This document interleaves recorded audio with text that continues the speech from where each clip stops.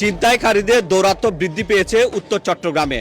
বিশেষ করে হাটহাজারী থেকে যখন কোনো গ্রাহক কেনাকাটা করে ট্যাক্সিতে চড়ে গন্তব্যস্থলে যান, হাটহাজারী খাগড়াছড়ি মহাসড়ক, হাটহাজারী রাঙ্গামাটি মহাসড়কে মোটরসাইকেলে করে এসে আপনি যখন ট্যাক্সিতে চড়ে কোথাও যাবেন, মোবাইল টেপাটেপি করবেন, সুকৌশলে আপনার মোবাইল ছিনিয়ে নিয়ে যাবে। গত এক মাসে এরকম অসংখ্য ঘটনা ঘটেছে। কিছু কিছু ঘটনা প্রকাশিত হয়েছে, অধিকাংশ ঘটনা হয়তো পাবলিক জানে না।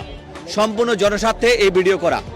যে বা যারা ট্যাক্সিতে চড়ে গন্তব্যস্থলে যাবেন, বিশেষ করে কেনাকাটা করার পরে আপনি দেখবেন পেছন থেকে মোটরসাইকেলে 2-3 জন এসে ছোঁ মেরে আপনার মোবাইলটা নিয়ে যাবে।